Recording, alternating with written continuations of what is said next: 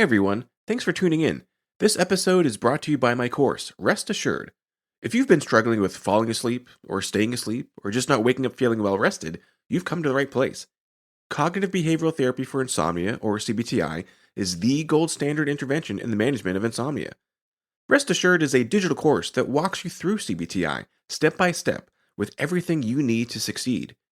Each of the 6 weekly modules guides you through some important background information for the different techniques, explores the evidence-based techniques in detail, provides multiple examples of exercises so you can find the one that works for you, and reviews the work you've completed since the last module. And Rest Assured is just not another DIY left to your own devices, but rather, you get direct access to me, a board-certified sleep physician, in twice monthly office hours, where you can ask me face-to-face any questions you may have about the course material. So check out www.wellrestedmd.com/RA to learn more. That's wellrestedmd.com/RA, or just head to the homepage and click on courses to learn more. Enjoy the episode. Hey there, friends and neighbors. You're listening to the Well Rested Podcast, episode number 67, Redesigning Her Sleep. I'm your host, Dr. Joshua Lennon. If you could design your ideal sleep from scratch, what would that look like? What if you were starting from the point of intractable insomnia? What kind of design updates would you choose then? In this week's episode, I sit down with Donna, who shares her story of just terrible sleep woes. Suffering for more than 15 years, she had her share of experiences with sleep clinics and medicines and over-the-counter remedies in multiple countries, all with the same effect of not providing relief. And it wasn't until she heard the story of someone like her, who suffered just like she was suffering, that she was able to find a way out, to redesign her sleep from being defined by insomnia to now one defined by feeling well rested. To find out more about Donna and her free ebook on learning to sleep again, check out her website at designyoursleep.com. Okay, Donna, welcome to the show.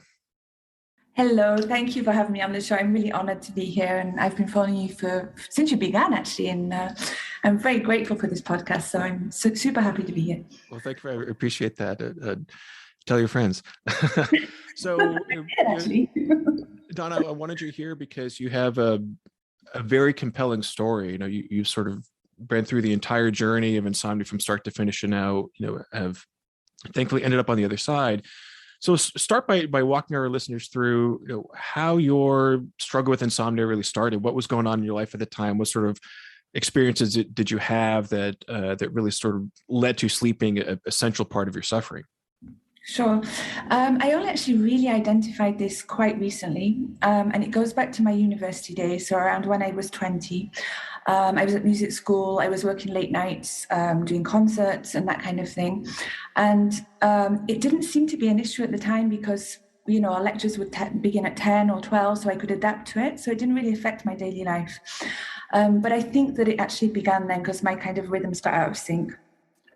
However, I then moved to Japan, where I was working in hostess bars till very late at night, obliged to drink whiskey, lots of lights, etc. Yeah, it was kind of part of the job.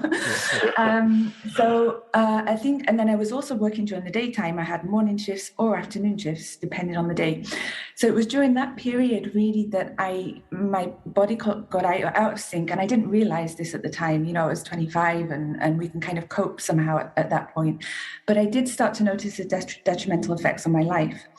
And it got so bad that, I was so sleepless and suffering from the stress and of not being able to concentrate and be productive during the day, that at that point I noticed it. And that's when it began being a problem.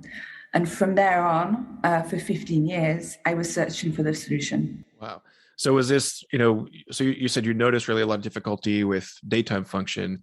At the time, say living in Japan, was there a lot of struggle at night of getting sleep when you wanted to be getting sleep? Or was it more that you were just noticing that things during the daytime just weren't clicking like they're supposed to? Yeah, because of my age, I could manage to be okay, in the bar work and concentrate. And I was actually learning Japanese at the time as well and making a huge effort, and I really wanted to do it. So I was able to push myself to be attentive where I was. But I had trouble getting to sleep. Obviously, I got home and it would take me 2-3 hours to get to sleep. And then I'd wake up frequently during the night, perhaps also due to the alcohol, the excitement, perhaps the lights that I'd been under during the night. I'm not sure the reasons now. And during the day, obviously, it would be I mean, the effects are just unbelievable on my health. I would get sick very easily. I would not be able to concentrate. I would procrastinate on jobs because I didn't think I could get them done.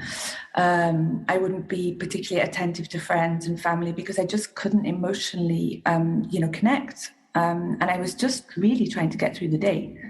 And to that extent. And I think when you're in your 20s, you can kind of manage. But when you get to your 30s, you just can't cope any longer, and it gets worse and worse and worse. So yeah, as I say, this went on for pretty much 15 years, non-stop. It was constantly an issue. It was an issue on every single level, physical, mental. Friends and family didn't understand, zero empathy, because obviously, most people can sleep well. So, I would Do you think, did they notice? I mean, would they say something like, could they tell that you were struggling, or is it more Yeah, that you would sort of relate to them? Look, I'm sorry about what's happening because I'm not sleeping that well. And so my concentration's off. sure. Yeah. Yeah, and obviously I would cancel activities, or I wouldn't Okay. want to go and sleep in different environments to the one I was in because I couldn't control disturbances. Right. And it really, disrupted my whole lifestyle, and including even, I think back at partners, I didn't want to sleep in the same bed as my partner because if they woke me up, I would get annoyed and stressed and I wouldn't be able to get back to sleep. So, it really affects every aspect of your life. And, 24 I hours a day. yeah, of course. Yeah, day and night, pretty much. And unfortunately, at the time, I went through this. Nobody could help me. Obviously, I went through all the different sleep clinics, the treatments, the reflexologists, the hypnotherapists. I mean, anything you can imagine. I spent a fortune doing so as well. Had I come across a doctor like you, it would have been a godsend. But there weren't any like you at the time. I mean, I couldn't find them anyway, at least. So, yeah, it was a non-stop search for solutions, false hopes, usually medications, actually new medications that would come and work for a few days and then not. And but also this endless search for solutions, feeds the monster at the end of the day Right. because you're constantly reinforcing that there's no way out. It's an obsession. Yeah. Oh, it's an absolute obsession, and it's an identity at the end of the day. I'm an insomniac, and I'll talk to everybody about it because they need to know I've not slept well because I'm not productive. So everybody needs to know about it, and then everyone asks you, "How are you sleeping now? How's this and how's that?" And then you say, "Oh, I'm sleeping terribly," and then you reinforce those negative thoughts about insomnia, and then you become its ambassador. And once you get to that point, there's no hope. I mean, it's your identity. Now, different providers have sort of different approaches when somebody comes in with a sleep complaint, and usually for those of us in sleep medicine, so these are physicians that are specialized in sleep, as opposed to say a psychologist who coming from a mental health background. Our reflex is always make a diagnosis, since that requires doing a bunch of tests and then treating it, which is usually with medication. So when you would come to a sleep clinic and say I'm not sleeping well, was usually one of the first responses is, okay, let's stick you under the microscope, put a bunch of electrodes all over your body, and verify that you're not sleeping. Or what was the usual process when you would encounter these kind of sleep clinics? Okay, so I think there were 3 occasions where I went to sleep clinics in the places I was living in. And there was one occasion where I slept in the lab. Another occasion, they put the electrodes on me and I went home with them on me, on my bicycle, which was kind of strange looking.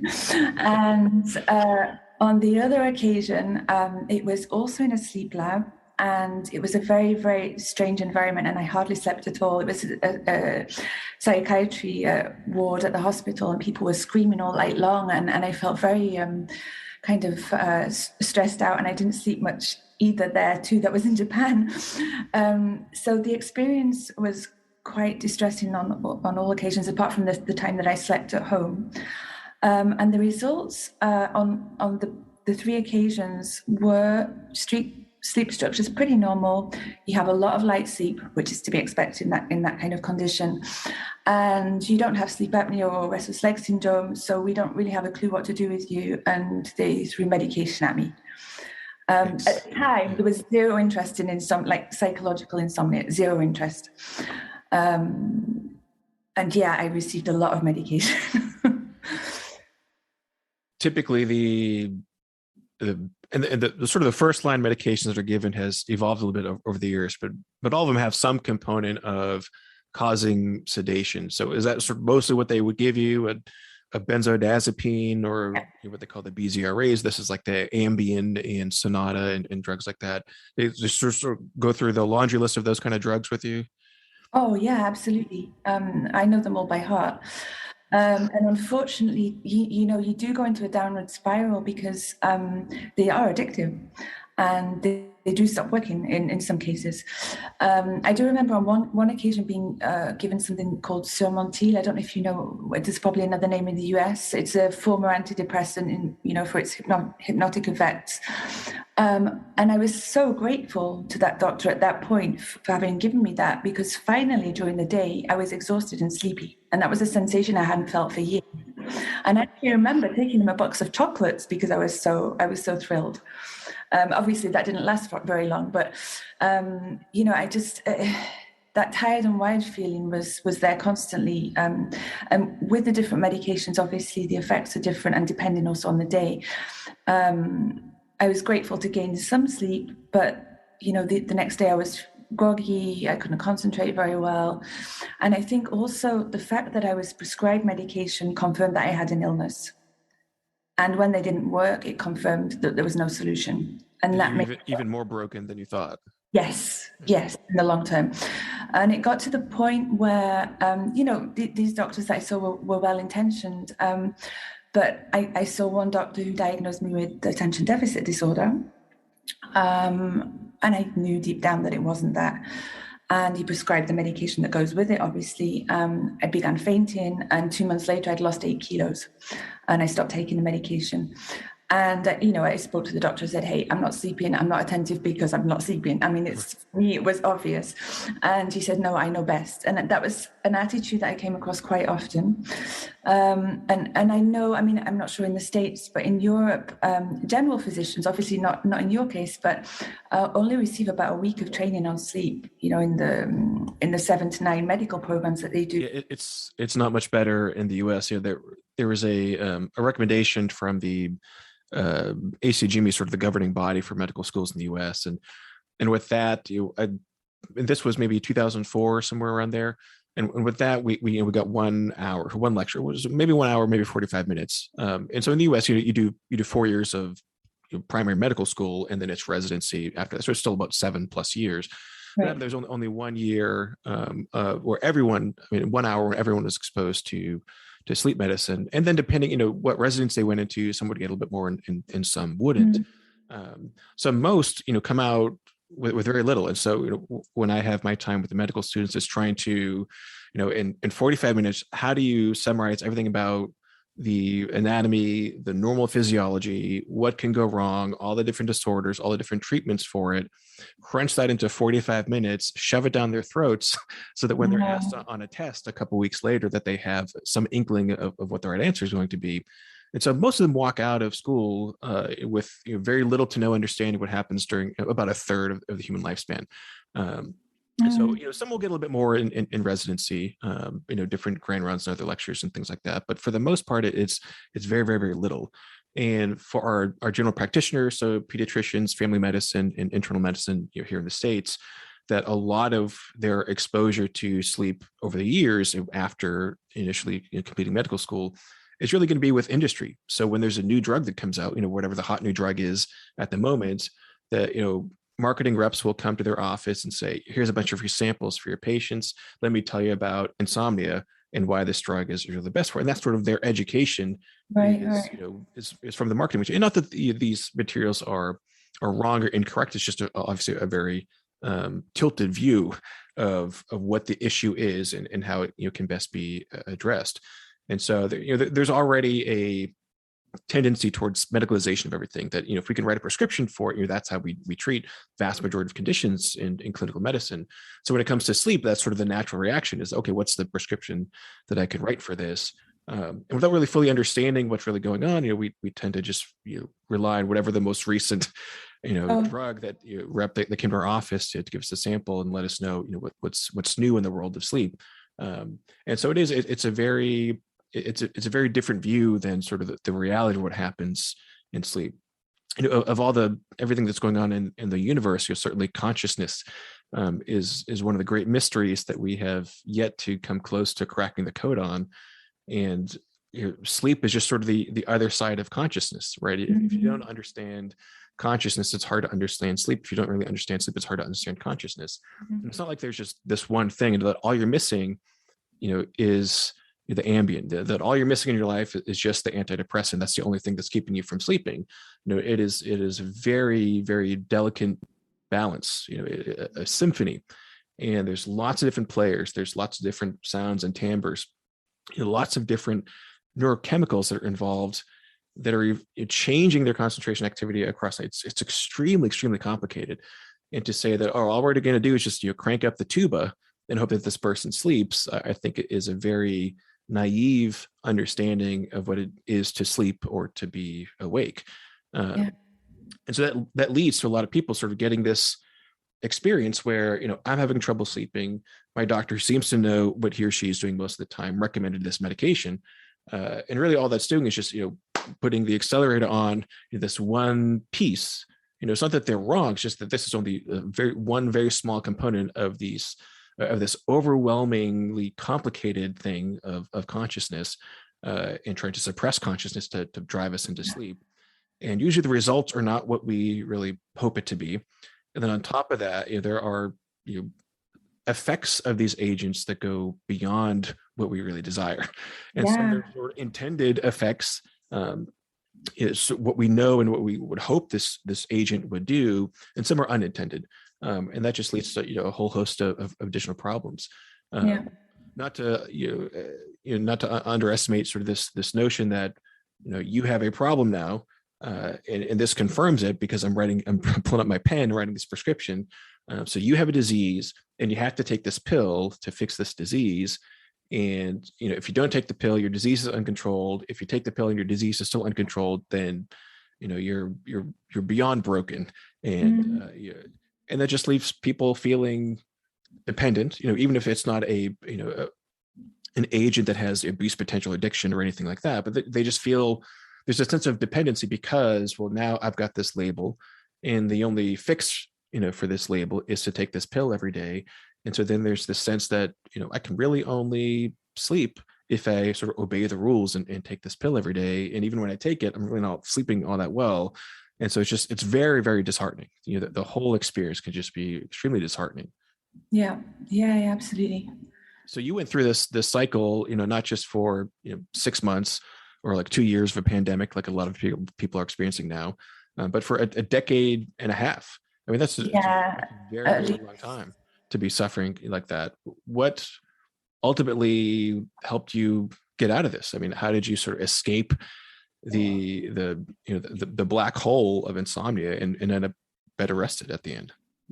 So I'll answer that question, but as you were speaking, I was just thinking that there is, obviously along the way, doctors did tell me certain aspects of sleep hygiene, get up in the morning at certain times, etc.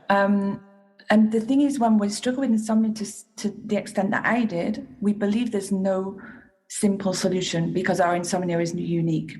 So it is possible that in a lot of cases, I didn't listen to the doctor. And the reason is that they didn't explain why.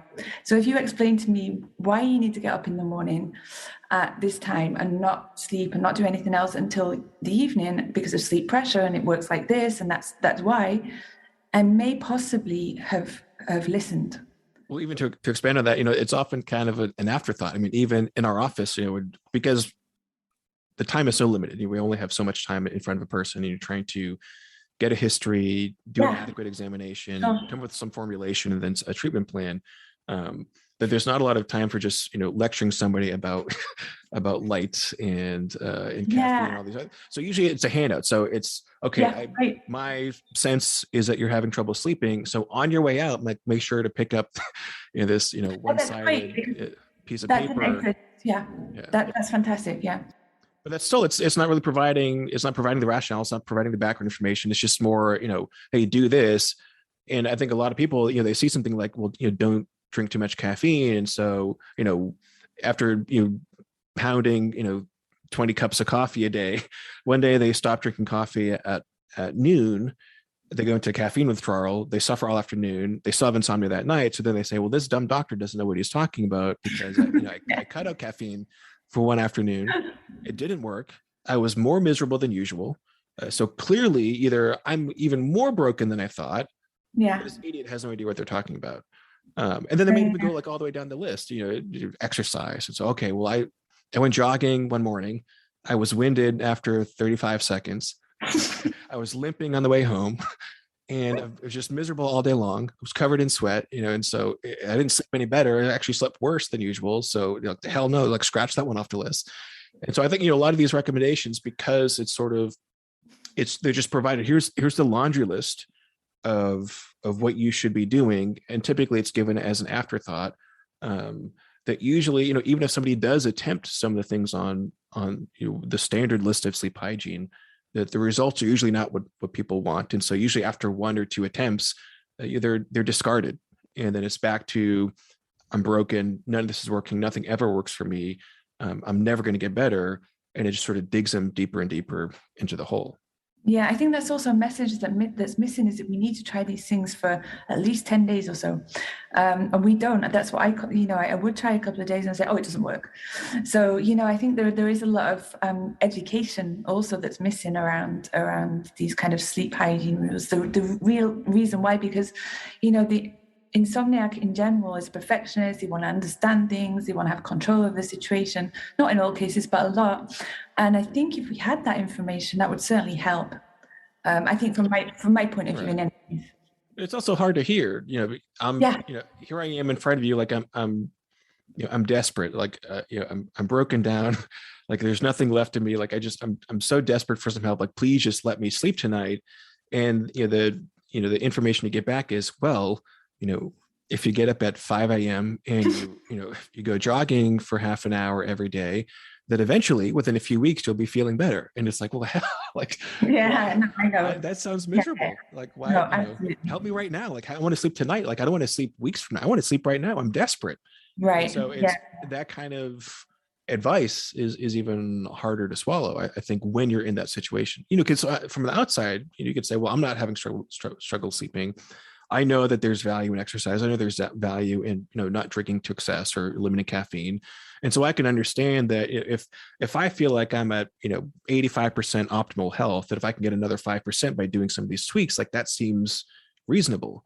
But if I feel like I'm at like negative 25% of optimal health, and you're telling me that, I've got to make a bunch of small tweaks and it's going to take time and effort, that you're asking more than I have to give. And I think that's where a lot of people, end up breaking is that just it's almost too much to ask of them. Yeah, absolutely. It is one step at a time with certain people. I totally agree. Sorry, I interrupted you, and I think you asked me about how I got out of my insomnia. Yeah, so what were the one steps at a time that you took to eventually fall out? Hopefully I can remember them. So the initial one, I mean, having gone through all these different, medical professionals and the 15 years and all the rest, unbelievably one day, and I'd already read a lot of books, been on the social media forums and etc. And I picked up a book somehow at €10. It was the Effortless Sleep Method by Sasha Stevens. I don't know if you know about this book. I mean, there are many books out there. And I opened the book, and the first page, written on the first page, was me.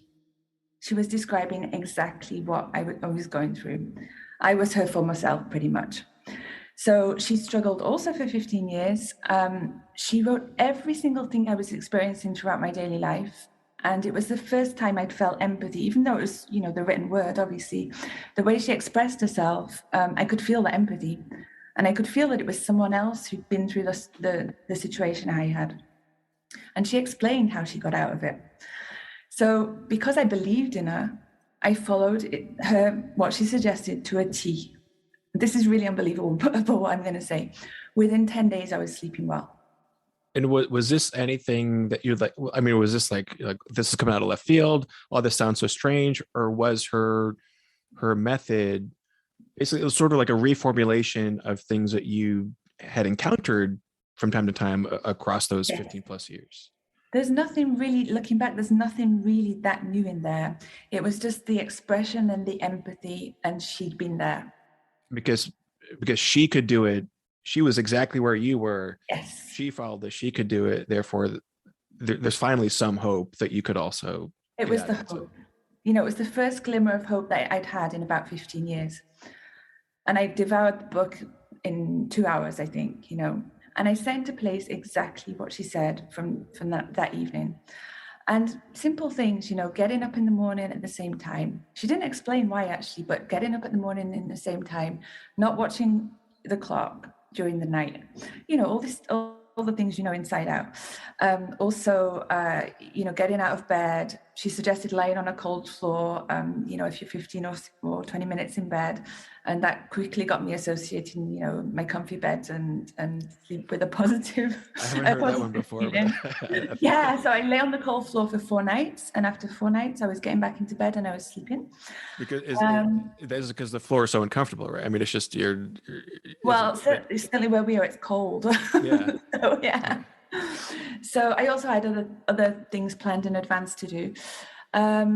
A big one for her is also, the fact that we have so many negative thoughts around insomnia. We're constantly talking about it, reinforcing our negative thoughts.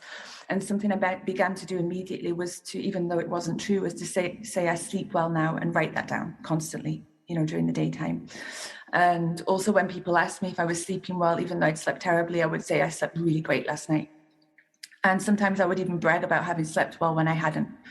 And that was really empowering. And today I can say that, but I do actually sleep well, So that's, it's just fantastic. And it's like a miracle for me. And I'll be eternally grateful to this lady, because if I hadn't read that book, I may still be struggling today. What else did she suggest? There were 12 things in total. There was a sleep restriction part. Well, I don't like saying restriction because I think it's a negative way of looking at it, but it's, like sleep compression or consolidation. But she suggested, take the time you think if you could sleep well during the night, what would be sufficient. And I at the time had the 8 hours fixed in my head, like most people. So I took 30 minutes off that. And I stuck to that. So I would go to bed around 11:30 and get up at 7 every single day. And that actually worked for me. Today, in reality, I need around 7 hours sleep if I sleep well. But that really helped me just to get my body clock back in sync, What were you doing before? So if 11:30 to 7 was really what clicked for you, yeah. What was sort of your schedule, say, a month, 6 months before then? It would depend. It would be all over the place, depending on when I could sleep. Obviously, during the week, if I was working and not sleeping well, I would recuperate on the weekend. And we all know the effects that has on us, the social jet lag and all the rest. So, yeah, I continued to be completely out of sync. But as soon as I believed what she said, I understood why, and I put those activities into place, or those sleep hygiene rules that apply to me into place. The improvement was extremely quick.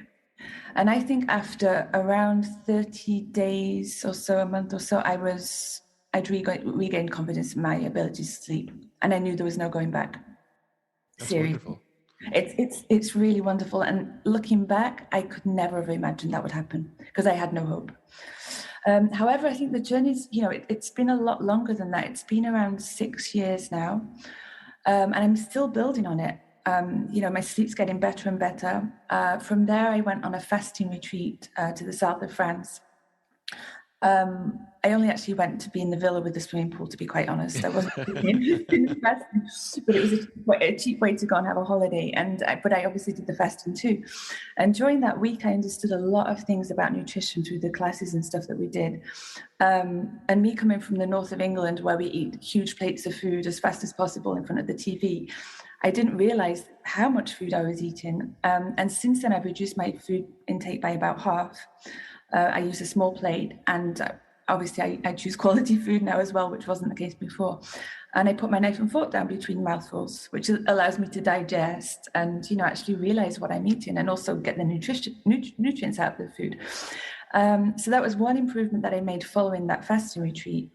And secondly, I didn't drink any coffee during that week. And my sense of calm and peace, as coming out of that week, was just unbelievable, a difference for me. Probably I drank around 3 cups of coffee. I was sleeping well at the time, but I was drinking quite a lot of coffee still. And at that point, I realized the effect that coffee had on me. And for a few weeks, I didn't drink any coffee at all when I got back to Paris, which is where I live. And then I had a coffee one day. I had the jitters, the anxiety, the panic all came back. And then I realized the effect it had on me personally. Obviously, it's not the case for everybody, but I seem to have some kind of, hypersensibility to coffee.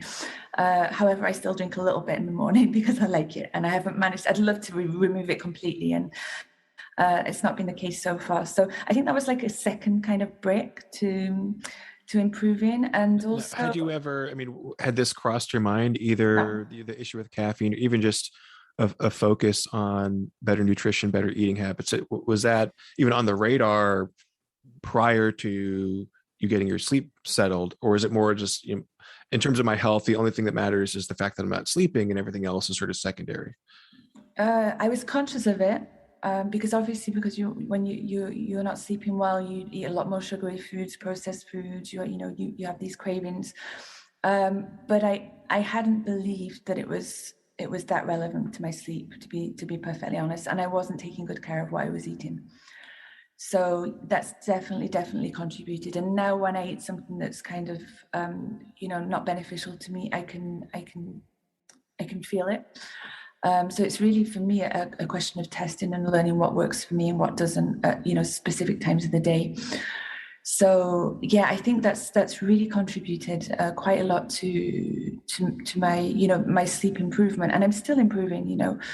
Morning and evening routine is something that's really key as well to me to keep my sleep in sync. Obviously, I'm not strict with it at all times, but it's something I go back to if I feel that my sleep's getting off track again. I have quite a strict morning routine, which really suits me, and the same in the evening. And also light, obviously in Paris, we have a lot of grey skies, and I use a light therapy lamp as soon as I get up in the morning. And that's really, really beneficial to me. And obviously I know, scientifically that it helps my sleep also in the evening, but also the beneficial effects during the day. Do you do that in the summer as well, or more just in the fall or winter months? I use it in the summer too, simply because, because of work reasons or whatever. I'm not necessarily outside first thing in the morning. Although I do try to, I'll try and go for a jog or whatever in the sunshine. But I tend to use it now all year round. Do you find yourself, one of the common negative feedback pieces that I get about them is that people feel kind of stuck or tied to the lamp. So if they have it in their bathroom, they're getting ready, they're brushing their teeth or whatever, and then they need to go get something out of the closet, and like, am I allowed to step away, or how does that work? Or if they have it sitting at their kitchen table and they're reading the newspaper or something, and then they got to go, get another cup of coffee or whatever, and they step away. They're like, well, I feel it. Do I need to pick this up and bring it with me? But it's plugged in the wall. Do you have any practical challenges with using the light lamp? Or do you feel like, I know that this is here to help me, I don't have to be quite so rigid about it, so whether I get 100% saturation or whether the angle is off slightly and I walk away for a few seconds, it's not quite as big of a deal as, say, staring at the sun for 20 minutes straight? Yeah, no, I'm not as strict, but however, my morning routine allows me to be close to it because, I get up, well, I'll tell you, I get up in the morning, I drink my water, and then I meditate in front of the lamp.